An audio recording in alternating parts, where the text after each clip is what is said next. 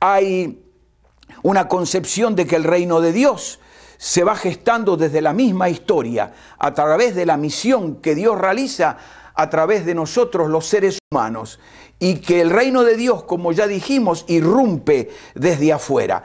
Una noción, una interpretación no cancela a la otra. Solo estamos queriendo destacar lo complejo, lo multifacético de esta realidad de la cual somos parte, que llamamos el reino de Dios. Hay quienes creen que el reino de Dios se expresa solo a través de la iglesia, visible, y muchas veces la iglesia ha sido un antitestimonio del reino de Dios por su falta de santidad y de obediencia al Señor. Estas tensiones que hemos visto no son realmente tales, son expresiones que enfatizan lo que ya dijimos, lo multifacético, lo rico de esta realidad de la cual somos parte, el reino del Señor. Tenemos que vivir con estas tensiones entre lo divino y lo humano, lo personal y lo colectivo, lo espiritual y lo material, porque de toda la realidad de la creación, Jesucristo, el Rey del reino, es el Señor. Y pasamos ahora a los 4 mandamientos de la misión integral de Dios. El querigma o el ministerio de la proclamación, el mandamiento a la coinonía o a la comunión de los santos, el mandamiento de la didaché o la enseñanza del reino de Dios, y en cuarto lugar, el llamado a la diaconía, o sea, el ministerio del servicio. Pasemos al primero de ellos, al mandamiento de la proclamación integral. Y como ya dijimos, proclamar es predicar y es mucho más. Es enseñar, es compartir, es convivir en el barrio, en la oficina, en la fábrica, en la universidad, en la escuela, en cualquier lugar, nuestro testimonio, desde el púlpito y en la calle, porque la fe cristiana es una fe para ser compartida, es una fe exclusiva y exclusivista. ¿Qué decimos con eso? Es exclusiva y exclusivista. La proclama de la iglesia primitiva era que no hay otro nombre debajo del cielo dado a los seres humanos en quien podamos ser salvos. No se puede compartir a Cristo con Buda, con Confucio, con el horóscopo, con las barajas del tarot, con la santería. Cristo es único. Él es el único camino, verdad y vida para redención. Por lo tanto, la fe cristiana es para ser compartida. Y hay 3 principios que nos ayudan a entender cómo proclamar como iglesia. Unos del púlpito, de la televisión, desde la radio, otros en la fábrica, en el testimonio, en la visitación, en las células, en todos los ministerios de la iglesia.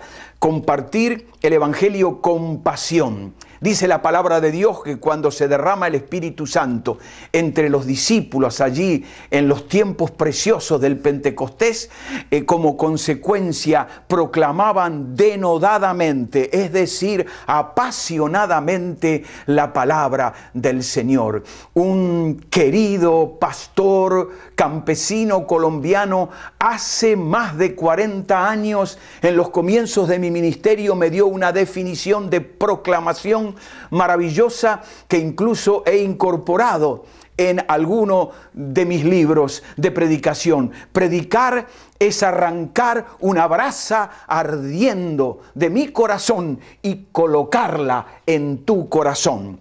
Es proclamar un ministerio de poder, en la unción del Espíritu Santo. La capacitación intelectual, el estudio y la disciplina son fundamentales y necesarios.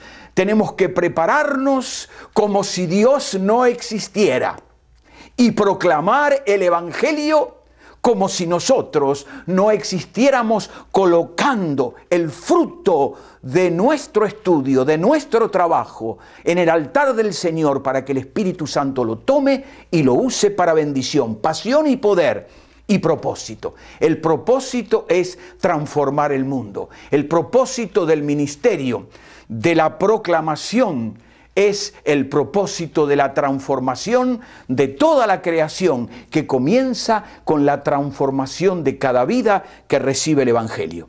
El segundo mandamiento del cual nos habla la palabra de Dios es el mandamiento de la comunión eclesial, de la comunión de la iglesia. Somos comunión, familia de Dios, para transformar la guerra y el infierno del odio del pecado en una fraternidad universal. Necesitamos convivir. En la iglesia hay que convivir. Es imposible una vida cristiana victoriosa sin vivir en comunidad con otros cristianos. Es necesario compartir recursos, luchas, necesidades, interceder los unos con los otros, asumir una actitud de cooperación para que el reino de Dios se extienda. Cooperar es también el énfasis de la iglesia. La iglesia está llamada a cooperar con otros ministerios, con otras agencias, con otras congregaciones de toda la multifacética realidad de la iglesia universal para llevar adelante el evangelio del reino de Dios. El tercer mandamiento es el mandamiento de la enseñanza de los principios y las demandas éticas del reino del Señor. La iglesia está llamada a discipular, a ser una comunidad que enseña la palabra. El discipulado es la otra cara de la misma moneda. La primer cara es la evangelización, pero la evangelización que no va acompañada con el discipulado es una traición a la misión integral de la iglesia. Cuando evangelizamos, nuestro propósito no es que la persona o las muchedumbres se entreguen a Cristo, sino que se transformen en hombres y mujeres, discípulos de Jesucristo, que están haciendo la tarea que nosotros hacemos con ellos. Para ello hay que enseñar la palabra.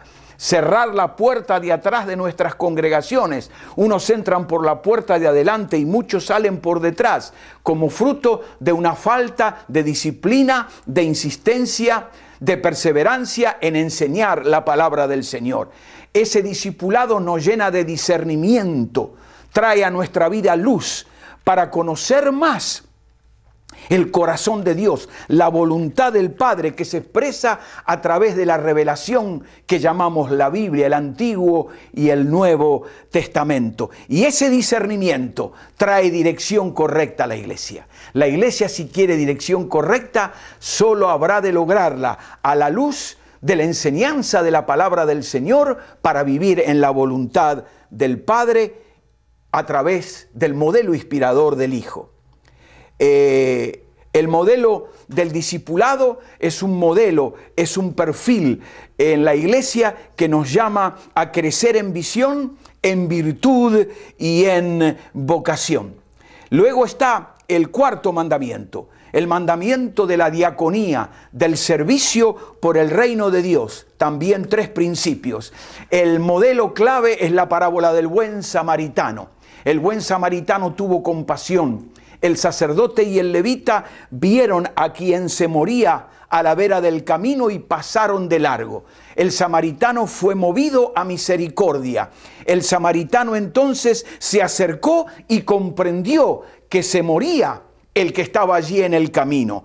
La compasión lo llevó a acercarse y por lo tanto comprendió. La comprensión de que la muerte era inminente lo llevó a consagrar todos sus recursos para salvar aquella vida. Estos son los ministerios claves, los mandamientos que hacen de la iglesia una iglesia que vive una misión integral. Y queremos ahora graficar estos 4 mandamientos: la evangelización o proclamación, el discipulado, la iglesia que es comunidad para hacer comunidad en este mundo, y la diaconía social. Veámoslo gráficamente, observen en la proyección y en sus notas. He querido representar gráficamente la misión integral de la iglesia como lo que ocurre en un lago con las aguas absolutamente quietas, sin ningún movimiento, que parece un espejo maravilloso, cuando desde una de las orillas tiramos al centro del lago una pequeña piedra. Comienzan los círculos de los pequeños movimientos de aguas a salir desde el centro hacia el borde del lago. En algunos casos, por horas, puede notarse ese movimiento. Lo mismo ocurre con la misión de la iglesia, que es universal, que es mundial, que es permanente y que comienza con un encuentro personal con Dios de cada vida a través del evangelio encarnado en el testimonio, en la proclamación de cada siervo y sierva del Señor. ¿Eso qué ocurre? Hace que se produzca el primer círculo, o el segundo, perdón, porque venimos a ser parte de la iglesia visible, una iglesia local donde encontramos la familia espiritual de la cual antes no pertenecíamos y a la cual nos integramos ahora por la gracia de Dios. Esa familia es un grupo visible del pueblo de Dios, una comunidad redimida y redentora. Es un encuentro primero con Dios en Jesucristo. Es un encuentro, en segundo lugar, con el cuerpo visible de Jesucristo en un barrio, en un pueblo, en donde sea. Y en tercer lugar, ahí, como miembros del cuerpo visible de Cristo, nos transformamos en miembros de una comunidad restaurada, reconciliada y reconciliadora, que ayuda y que bendice en el barrio, en la ciudad, en todo lugar, a restaurar lo que ha roto y destruido el pecado. En Jerusalén, en Judea y hasta lo último de la tierra. Jerusalén, Judea, Samaria, hasta lo último de la tierra.